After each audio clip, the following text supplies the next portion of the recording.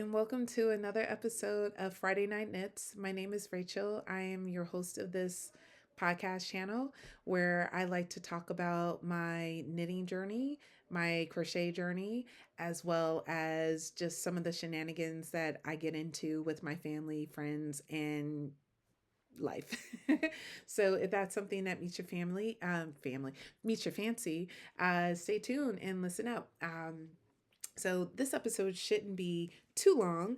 I filmed it and I realized that my family is mostly in the background. So I had to refilm again, which is okay.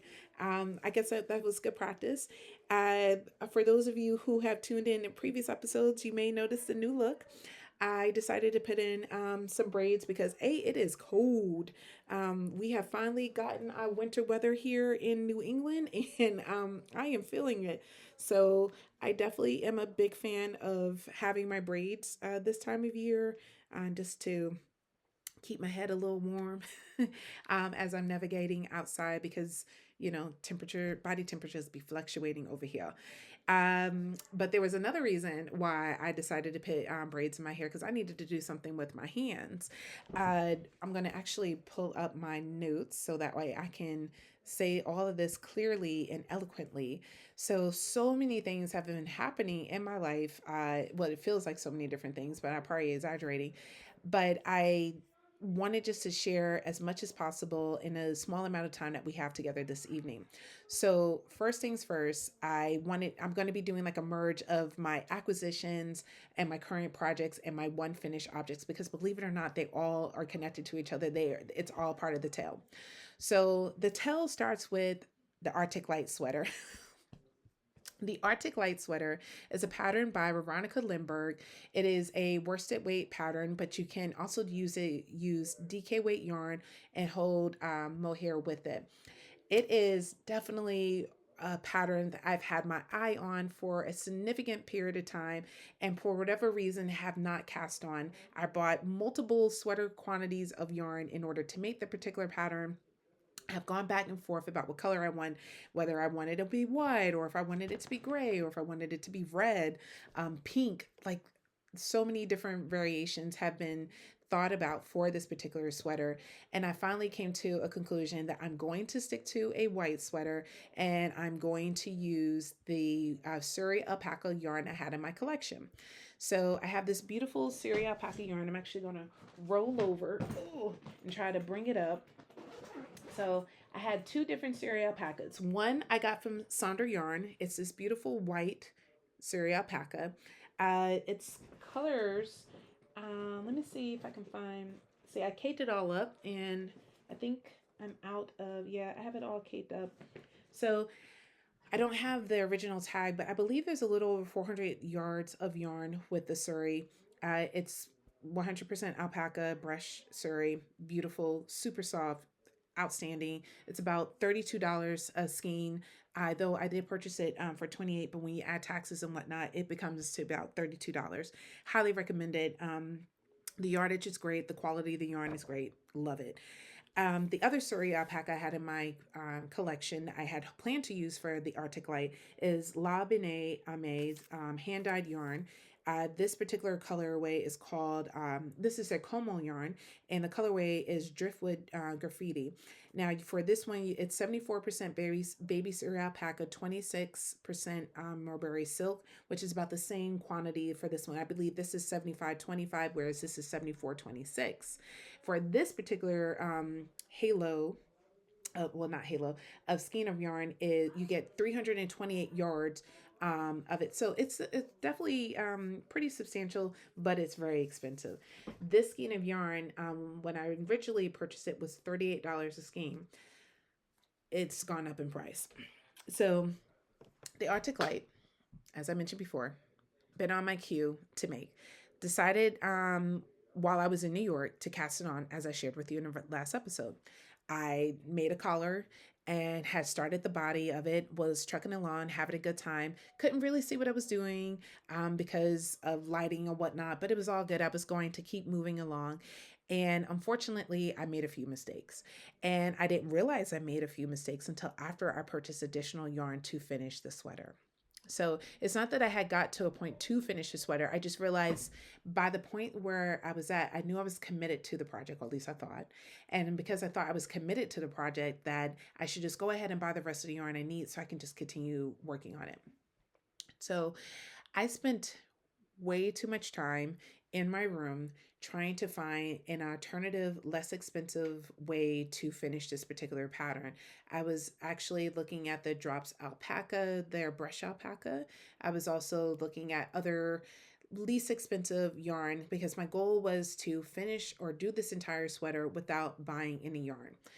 When I did the math for how much of the Sandus Garn yarn I would need on the double Sunday, I realized I would need at least 2 more skeins of yarn. Plus, I would need more Sari. So I just decided to say, you know what, I'm just going to buy more of the yarn and finish the project. Well, this is where a really unfortunate thing happened, which pretty much put me over the edge with this pattern because I was already feeling stressed because the yarn I had was not yarning. I didn't have enough that I was supposed to have, excuse me. So I decided to go online to see if I can find a cheaper version of the La Benet yarn because I realized I would prefer, if I was going out of all the Sari alpaca I had, this was the one I was gravitating towards the most. So I went ahead online looking for different yarn stores that had it, and believe it or not, it was out of stock on many different stores. And I found 2 that still had it in stock. It was Woolen at the time when I was searching. It was Woolen Company and this other website.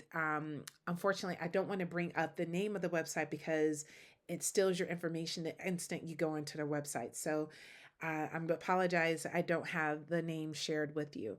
But anywho, I'm going to try to see if I can look at the name of it in my history without touching the website. But anywho, I went on to these 2 different sites looking for it. Woolen Company had it, but for Woolen Company, it was $40 a skein. I didn't want to pay $40. On the other company, I found, I was like, oh, this might be it. I think this has the one I'm looking for. But the issue was with that particular yarn. Yeah, it's not on here. With that particular yarn, it was $18 a skein, and I was like, wait, this is too good to be true. Are you telling me I can buy La Benet MA yarn that's usually between $38 to $48 for $18? I could buy Sandus Garn, which usually averages out to price between $9 to $11 for 6, and I could do all of this purchasing that I need for $50. So that's what it was going to come out to because I was going to get free shipping and handling. Again, I should have known that it was a scam, but I was really hopeful, and I was so wrong. I was so wrong. It wouldn't go through. I kept entering my payment information and it kept declining. And I'm like, well, I know I have money on my card. I'm like, so that's not the issue. So what is the reason why? And I keep trying it. I keep trying different things and it's not going through. So I was like, you know what? I just need to go to bed. Because by this point, it was after like 11 o'clock at night. And it wasn't this week, it was last week that this was going on. This was actually last Monday, as a matter of fact. And so I was like, I'm just gonna let it go and I will just come back to it later. And hopefully, when maybe I was entering the credit card information wrong. So the next day, I'm at work. It's 8 o'clock in the morning. Bank of America calls me asking me if I went onto this website. I told them I did. They wanted to know if I was affiliated with either of these 2 people who were trying to use my credit card information. I told them I wasn't. So they, because they felt that it was a flag. So they went ahead and, canceled my cards and they're issuing me a new card. But it was just super stressful because I'm like, I really wanted that yarn. And I was hoping it was going to go through. So by this point, I was like, do I even want to even buy the yarn? And then I was like, you know what? I want the yarn. I want to finish the pattern. I really want to do this pattern. So I'm going to buy the yarn. So I went on Woolen Company and bought the yarn. The yarn came almost instantly. I got it. I saw it. I was like, yay. It's not the exact dye lot as the one I got from Circle of Stitches, but it blends really well. I was like, we're good to go.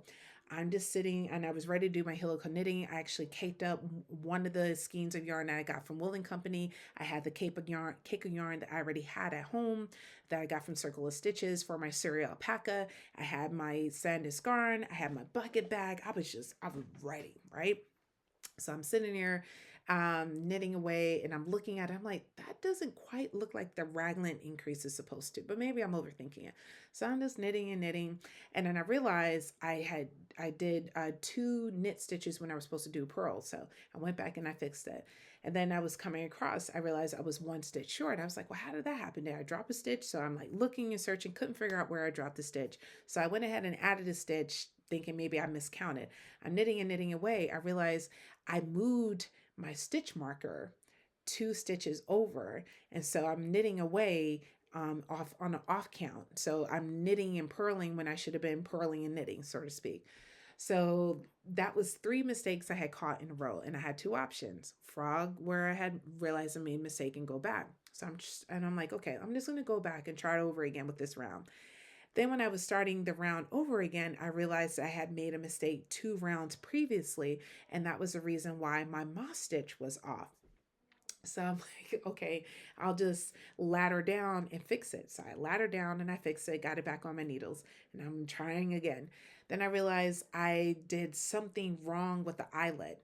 That was why, because the way that the raglan increase works, there's like an eyelet stitch. This is all over texture sweater. You cannot, like, there's everything: lace, braided cables, you name bobbles, you name it, moss stitch. It is all in this one sweater, excuse me. So the raglan increase is where the eyelet is associated with, and I had messed up twice on the same eyelet. And I'm like, I just can't, like, for where the way I had messed up, like I would have to do some serious frogging. So I'm after all of that, I was just sitting there and I was staring at it, and I was like, I'm gonna put it in timeout for a second and then come back to it later. So I put it in timeout, and while it was sitting in timeout, I just got hyper focused on casting on. I went ahead and cast on the Turtle Dove shawl. I had this on my needles for a couple of days now, but I have done nothing to it. I just wanted to cast it on and read the pattern and see if I could do it. And I could, and I did it. And I was like, yes, I feel better about myself. But I was still feeling a little like insecure and not like really good about myself, and just like, how can you make so many mistakes, blah blah blah. Like, I was eating myself up. So I went ahead and cast on another item and ended up finishing it. So I cast on the Twisted Affair by Hoagie Legatelli. I had did the ribbing and I was chucking away. And by the time I was nearly finished with the ribbon, I was feeling a little bit more cool and more calm and ready to attack, excuse me, the Arctic Light sweater. So I look at it again and I realized I had made more mistakes than I had realized. That not only was my raglan off, it was like where I was doing my raglan increase, it would hit it right here. So the raglan increase is supposed to be on your shoulders, and somehow I shifted mine to the middle of the chest. The back was off by 2 stitches, and which made the other side off. And don't even get me started on the right shoulder. So I had to come to the decision of frogging it. And I kept looking at the twisted rib collar, and I was like, do I really want to frog this? I spent so much time working on this. This was the only project I had in New York. Do I really want to do this? And at the end of the day, I just let it go, and I just frogged it. So did a whole bunch of frogging, and frogging Sari alpaca in Sanders garn is not a pleasant experience. I wouldn't wish it on anyone, and it's very hard to pull the 2 yarns apart because they're both pretty sticky and they love to stay together. And unfortunately, a lot of the yarn did not want to come apart. So I got a little chunk of the Sari alpaca pulled from the Sanders garn, and I was able to get a little bit of it as well, but not for the earlier pieces in the sweater. So what I did was I had this big old ball of Sanders garn and the Sari alpaca. And I know it can be a little challenging knitting with something like this with just in like a hat or whatnot. And I didn't think I had a hat pattern with enough yarn for it. So I took this ball of yarn, the same one that I have right here. Here it is, what it looks like in a cake. And I added it to my Twisted Affair because I was going to do like a little stripe. And I thought I would end up using all of this and that would make me feel so much better, therefore doing all the right thing. All these scam calls. So I was really, really excited about this. So I realized I did not like the cable for the Twisted Affair. It was pretty clear the first time I did. I was like, I don't get it because I never did that type of cable crossover before. But after I got the hang of it, I was like, oh, okay, I see what she's saying and whatnot. I see how this is going to work out. I was like, no, I'm not feeling it though. So I decided to keep what I already did and just pick up with the Jason's Cashmere hat instead of with the Twisted Affair. So that's what you see here. The Jason's Cashmere and Twisted Affair all in one. So this is Fraud from the Arctic Light. This is the Twisted Affair. This is a Twisted Affair, and this is Jason's Cashmere. It came out really well. I haven't actually what is that, wet block this yet. It's still, it needs to be wet block. I actually went right into wearing it. I love it. It came out so nice. This yarn I used was West Yorkshire. Let me just bring this up because I want to make sure I say its name properly. Yes, West Yorkshire Spinners Fable. This is their brush Aran weight yarn. You get 182 yards, and I absolutely love this experience making this particular project. I thought this yarn was going to be really itchy on my forehead, and it's not. I actually found more comfort with it, and it was very, very warm, but not hot too. So this is definitely going to be my winter hat. Until one of my sons steal it. So I'm excited about that. And I end up using a good chunk of it. I have a little bit of it left, and I probably will put it in another pattern. But as you can see, I still have this yarn still left over, and I'm like, what am I going to do with this?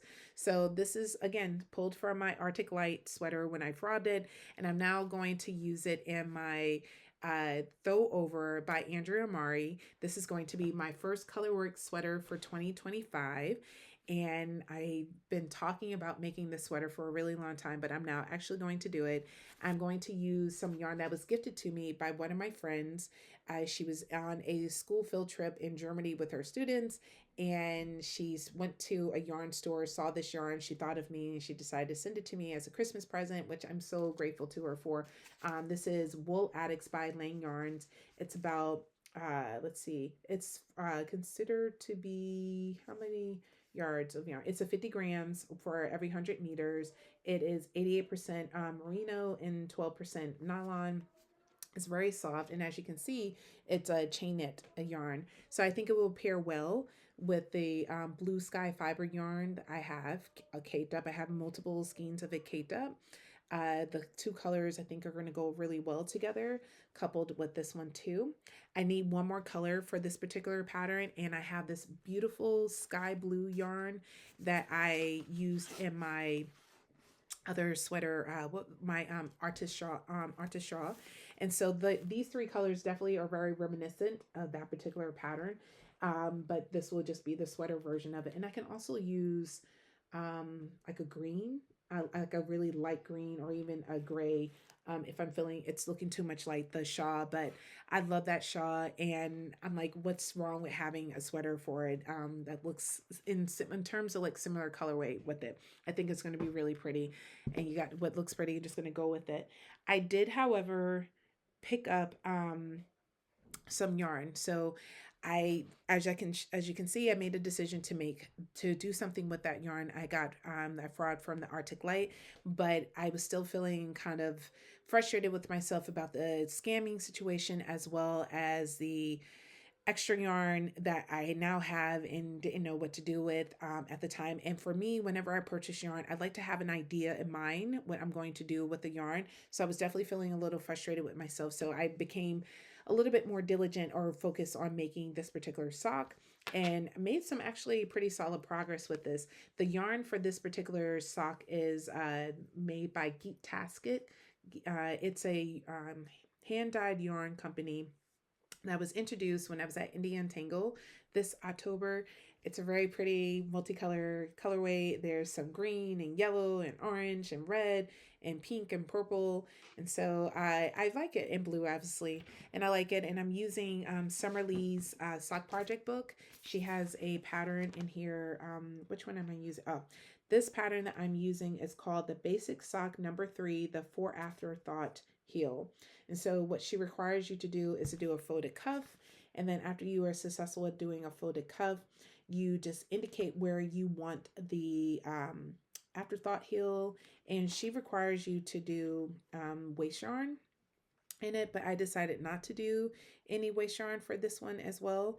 And though I can still add the waste yarn, I just decided not to, because initially I was thinking about just doing this as a what's the word I'm looking for, as a tube. I don't have any tube socks, and I really love wearing tube socks, and so I was thinking about making just a big old tube.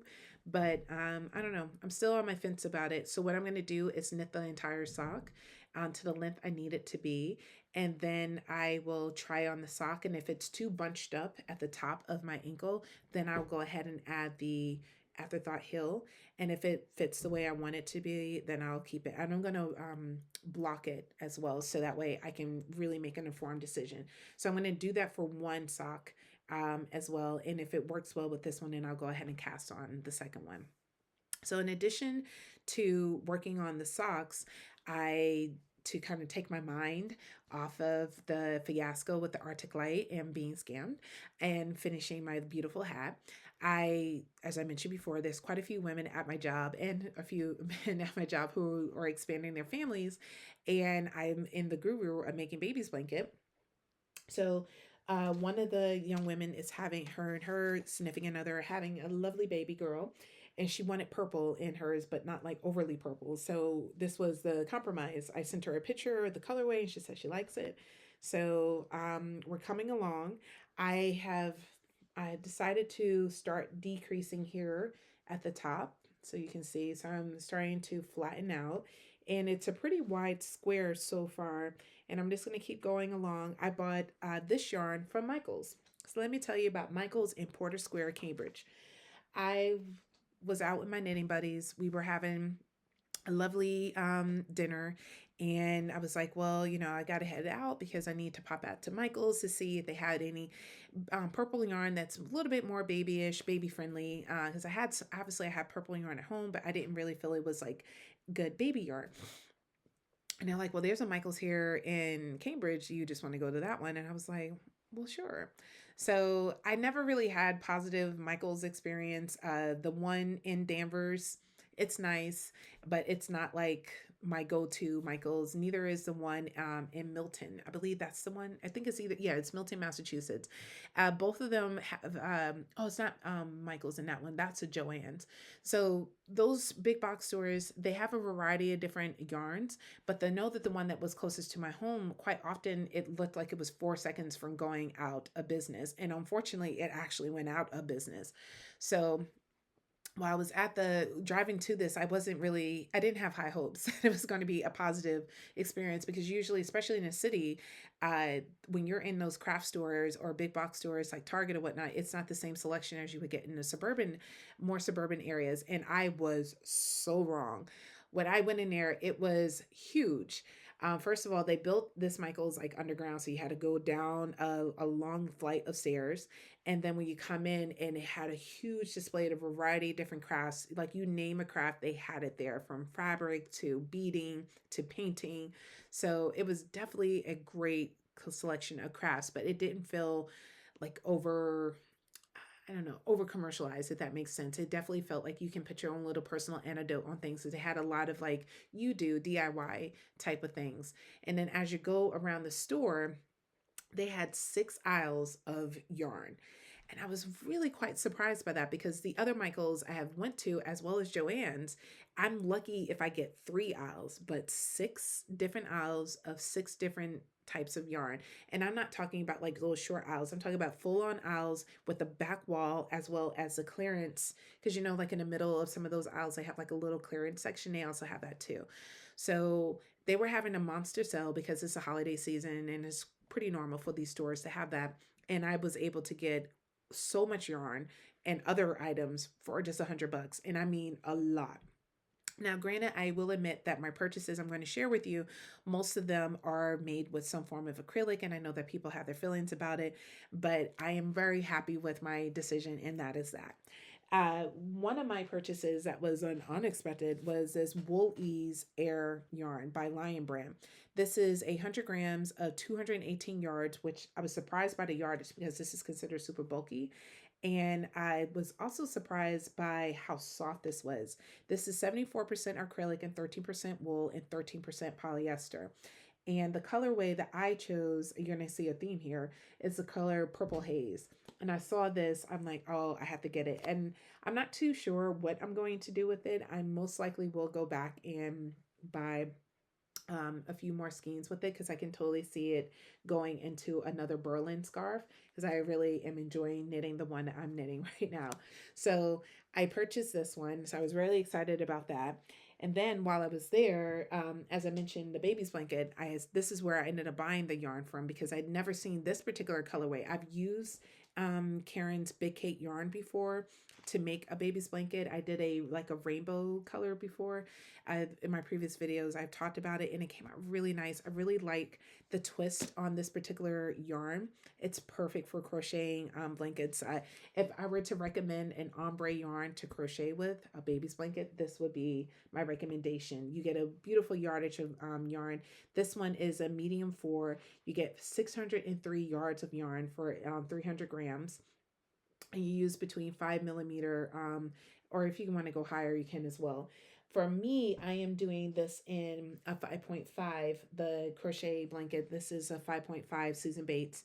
And I decided to get another Susan Bates hook, even though I just recently purchased this hook from Temu. But the reason why I decided to get a Susan Bates one because of the head. Now, I can get in fairly well using this particular one, but it's something about the Susan Bates hook that allows me just to go a little bit faster because it's a little bit more pointed at the top. So this has been my go-to, and I do still like my prims because they're pretty pointed as well. So I still use that. But with all that said, I got my Susan Bates, and I'm actually glad because I'm really am loving the way this is coming out. So this should be done. Most likely I'll have this done on Sunday because I started this project on this past Sunday. Today's Friday, so I started past Sunday. I didn't work on it on Monday and Tuesday. I worked on it on Wednesday. So this is what I was able to do by the end of the day on Wednesday. And I started this pink row on Thursday. So I am going fairly quickly with this because I'm actually at the point now where I can start decreasing. And you go a little faster when you're making baby's blanket or throws because it's not as much yarn and it's not as much time. So I will have this finished by the end of the weekend, and I'm gonna fold it up and mail it to her after the Christmas holidays. So in addition to getting the baby's blanket yarn, I also acquired this yarn because I want to make the Berlin scarf. And I found this Karen latte cake yarn, and I've been eyeing this for a while. I saw it at Joann's, not this particular colorway. At Joann's, they only have like the gray, tan, and white one, but I like the gray, tan, and white one, but I wanted something a little bit more colorful. As you can see here, there's so many different versions of purple within this particular ball of or cake of yarn. So I was like, you know what, I'm just gonna buy it, and I'm glad I did because again, it was on sale. It was buy one to get the second one with 50% off, and they were selling this for $6 and change, and then with 50% off. So, and I got my teacher discount too at Michael's. So I was really, really, really pleased about that. So I found that, and then while I was again just making more loops down the aisles, I came across another loops and thread yarn, and this one is called the Melange acrylic yarn. This is a worsted weight yarn where it's 99% acrylic and 1% polyester. And when I saw this, I thought this would be a great yarn to use. It will go into one of my projects. I might even put it into my what is that project? My Throwover product, because this is the color blue I'm actually looking for. So I might as well go ahead and add it to the bag because I think that would look stunning with it. Has a little, and it's different colors to it as well. So we're just going to go ahead and slide that in there and call it a day because that is exactly what I'm looking for.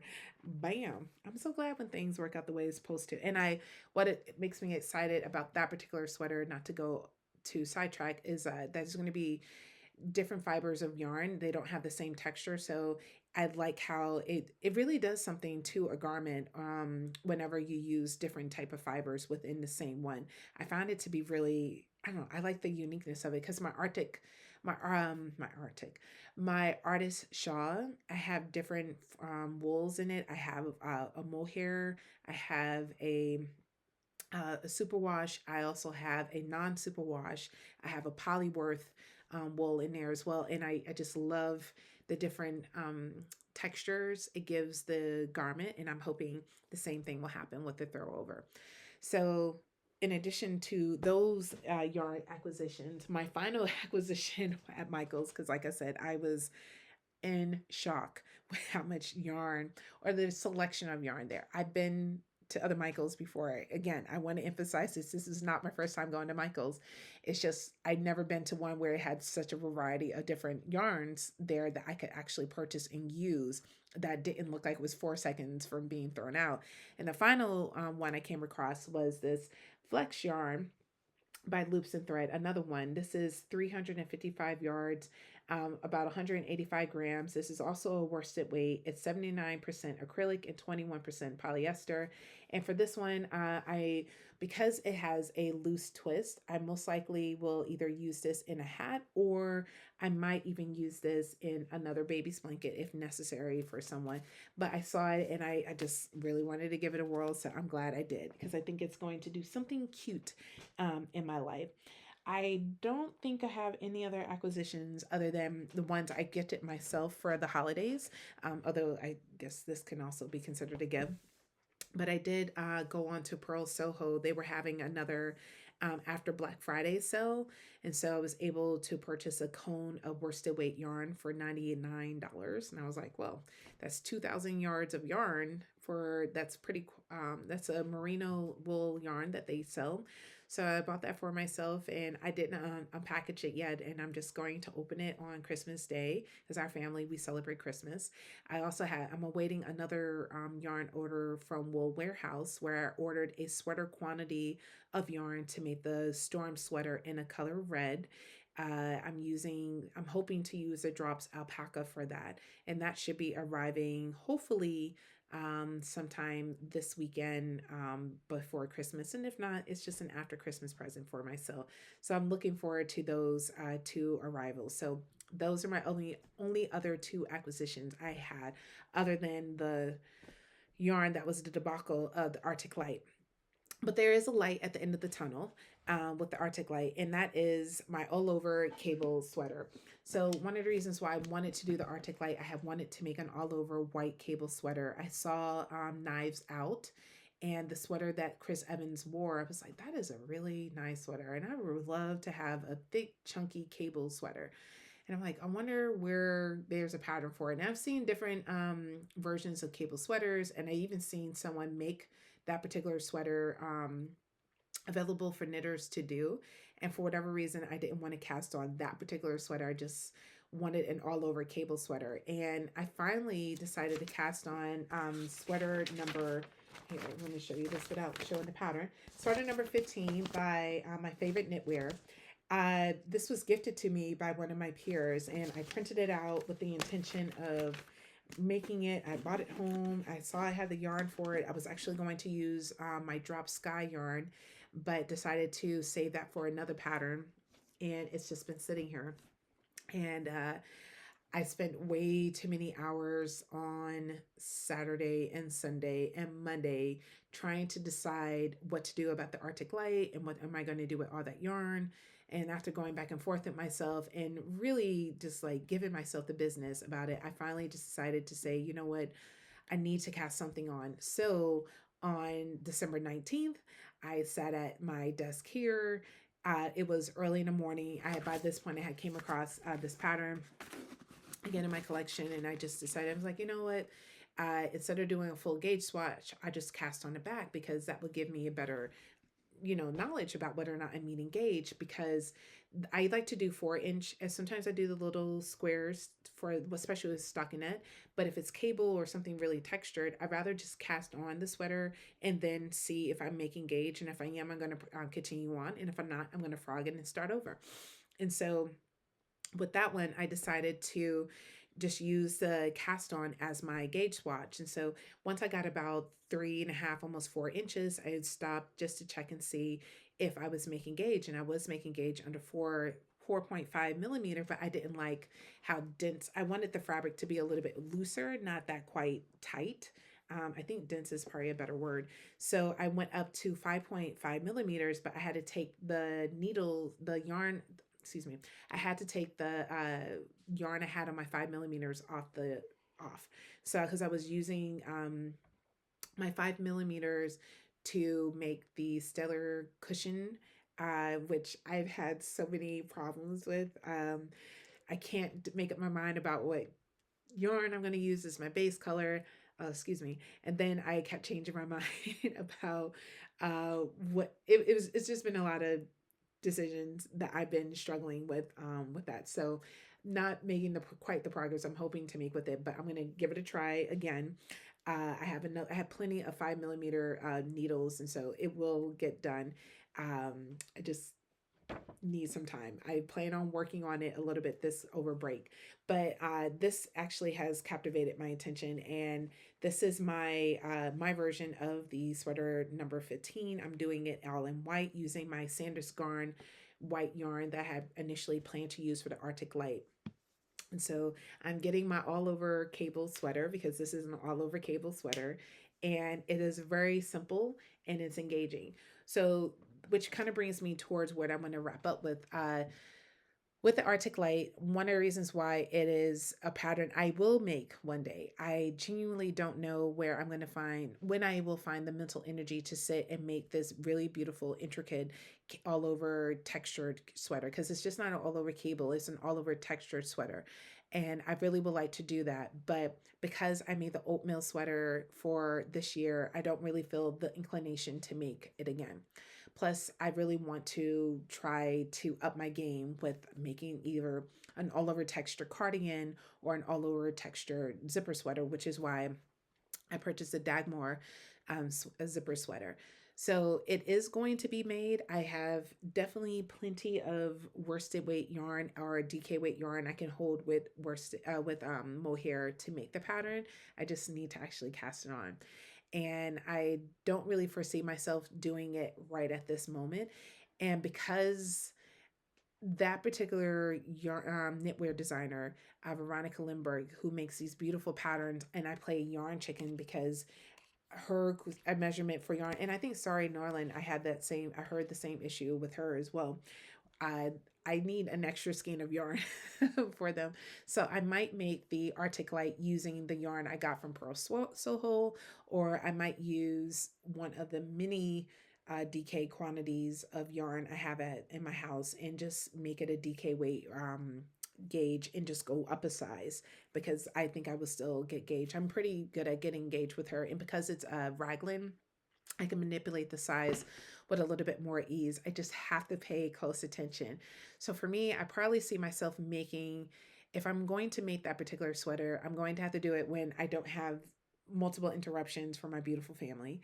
And so I do have a work trip that's been scheduled for July that's going to keep me there for 2 weeks. And so that would be the perfect project to have with me because I will not get the regular interruptions because once I'm done teaching my class, I'm just going straight to my dorm room to just sit back and relax. And that would be the perfect project to work on. So I think that might be, I'm like, nodding my head and saying, I think that might be it. But things change, your mind changes and whatnot. But right now, the Arctic Light is something I do hope to make one day, but unfortunately, it didn't work out. And I'm really happy with my all over cable where my mental energy is. I don't really want to do a large project that will require so much engagement and paying attention. And I really need to use a yarn that I can immediately see my mistakes. Whereas the white yarn, for some reason, held with the mohair, it was a little distraction where I could not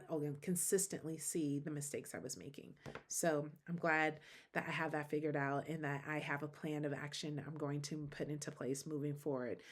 Um, in regards to any other acquisitions, I don't plan on having any new acquisitions after I get my wool warehouse yarn.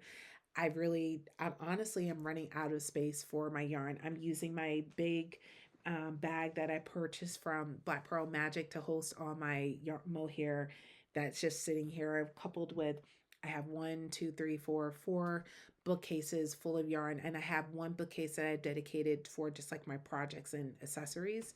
But now they're both hosting yarn, so I just want to slow down in my acquiring of yarn and actually go through the process of using what I have and that or give away what I'm not going to use. So I'm working with myself on that. I am planning on making a couple of striped sweaters. I don't want to go too crazy with the stripes. There's two striped sweater patterns that I am strongly leaning towards. Well, three, if I'm being truthful. Right now, it's the stripe hype sweater. I made the stripe hype dress, so that's why I'm not as motivated to make the stripe hype sweater. But I did see some new other versions of it that wasn't as cropped, that was a little bit longer. And one person, she used three different colors in it, and it was so beautiful. And another person, they used this purple colorway too that came out really nice. So I'm like, I don't know. So we'll see what I'll end up doing with that because I definitely love stripes and I want to make a couple of striped sweaters and I don't want to lose out on this opportunity. So we'll see. So I have the stripe hype sweater in my queue and something I'm thinking about, as well as the uh Hold the Line sweater by Sonder Yarn and the sibling sweater. So those are the three that I was strongly considering. There are a few other striped sweaters that I have in my queue that I'm thinking about. One that I was looking at was because of the shoulder construction. I really like that one. That one's by Kadri, and another one by my favorite knitwear designer, uh, my favorite things. She has a couple stripe. She has one stripe pattern, if I recall correctly. Maybe I might be confusing her with Kadri, but nevertheless, I have a few that I'm thinking about. So I'm hoping to share with you my upcoming color work patterns as well as just patterns I'm hoping to do for 2025. We all know that these pattern things will change, but just stuff that I'm thinking about for 2025, which leads me to how I would love to wrap up. I have a wonderful pleasure of being the student government advisor. And for I have this year, I have an amazing leader who is doing such a great job of guiding our students down the path that they need to under, and I've been giving him really strong leadership opportunities, and he is taking full advantage of it. So I'm super proud of him. So in our most recent student government meeting, he he asked everyone how they were feeling, and he was like, "What is one thing you are leaving behind in 2024? One thing you're keeping, and one thing you're looking forward to in 2025?" And so that's the question I wanted to pose to all of you. What is one thing you are leaving behind in 2024? One thing I'm hoping to leave behind in 2024 is my indecision. I have been struggling for the last year of being very indecisive and second guessing my decisions, just assuming that the decisions I'm making are not good ones, and spending hours, sometimes days, hyper focusing on this one particular decision, coming to a conclusion about what the decision should be, and then second guessing that decision after coming to that conclusion, only to circle back to that original conclusion I had made. So I am hoping that for 2025 that I would just make a decision and just stick to it, and and just take the risk, like accept the fact that there's sometimes some decisions I make are going to be good decisions and some are not, and that if I'm taking adequate time to really think about it and make sure that I am putting forth my best effort, then it's all going to work out. So that's what I am planning to do. For That's one thing I'm leaving behind for 2024. I'm going to leave behind being indecisive. It isn't working for me. It's not helping me in my deliverables for work. It's not helping me in my deliverables for myself for knitting or anything else. So I'm going to leave that behind for 2024. So what are you leaving behind? One thing that you were thinking of keeping for 2024. We have so many things we do so well in 2024. And one thing I want to keep for 20 leaving as we're leaving 2024, one thing I'm hoping to keep is my joy. I have found so much joy this year, despite a lot of personal things that have happened that were super negative in my recent bouts with dealing with depression. I have still found joy in the things that I'm doing with my family, with myself, and with my students. And so I really want to focus on the joy that I've been feeling. So, for example, I've had such a wonderful time teaching this cohort of kids I had this fall semester. I can't just put one little finger on it. It's something about the collection of them that I'm like, I'm really am enjoying. Even when they annoy me, like really, I still really am enjoying teaching this particular group of students. And so I'm hoping to bring that same level of joy and enjoyment into my 2025 school semester with the new cohort of students I'm going to be teaching. I know that I have a special love for AP African American Studies, and so that's probably one of the reasons why I am so joyful with that group, but I also love teaching AP Government and Politics too. So I'm hoping that that same joy will carry on into the spring semester. So that is what I'm planning to bring with me. I've had so much joy with knitting. I had such a joyful experience knitting this hat by hand, given the fact that more often I knit most of my hats using my Sorrento. I'm touching it because it's right here. I also have joy in making on hats by hand. And so it was really a joyful moment for me, not only to successfully make this hat, but try out a new yarn that I never used before that turned out to be absolutely, it's so squishy. I keep like squeezing it, but it was a really wonderful, joyful knitting experience. I'm also surprisingly, I don't have the project with me, but this yarn, this Karen Kate latte cake yarn. It's been such a joyful experience knitting with it. I've had fun just sitting there and knitting and around while watching old holiday movies with my family and just enjoying my time with them. And same thing with crocheting. Crochet was my first yarny craft. And it's been such a joyful experience of crocheting baby blankets for these various folks at my job who are having children. And so that's been bringing me joy. And another thing that's been bringing me joy, if I can find it, oh, there it is, literally right in front of me. Socks. This was such a unexpected gift this for 2024. I made a pair of socks back in 2021, 2022, I want to say, and they came out okay. And I had a little fun with it, but it didn't like sparked this, oh, I want to make nothing but socks. But this year has been completely different. I have fell in love with sock knitting, and I can see why so many folks do it, and it's been like, oh, I like it. I like it a lot. So I'm going to keep working on knitting socks, and we'll see if I will deviate from that particular love. But yeah, it's been a really positive experience so far, making different socks and seeing how it comes out. I've made some for myself and for my cousins, and so I'm gonna keep knitting socks. So again, that was such a joyful experience, and I'm really am glad about that. So that's one thing I am keeping for 2024 into 2025, and the one thing I'm looking forward to in 2025.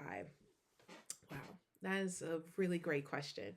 So I'm really looking forward to in 2025. This is going to sound so corny, but I'm looking forward to finally watching the last Mission Impossible movie. My mom and I, and now my best friend and I, have seen all the Mission Impossible movies. I saw the very first one when I was a senior in high school. Yeah, it was a senior in high school. I saw the very first one. My mother and I went to go see it, and it was probably like one of the last movies we saw together before I left for college, and loved it. Such a fun time watching it. I like spy movies like that or whatnot. I just always gravitated towards that particular plot, even in my books as well. And over the years, I have watched Mission Impossible. And one of my closest, dearest friends, we bonded over Mission Impossible. It was the first movie we saw together on our first friend date. And we've been watching all the Mission Impossible movies together since. So we saw the third one together.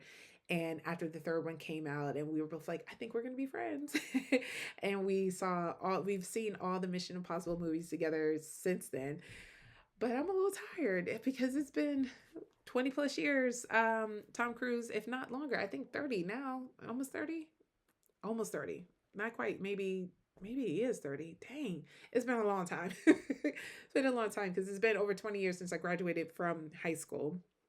And it's been 20 years since I graduated from college. It's been over 20 years since high school. So it's been 25 years since I graduated from high school. Yikes.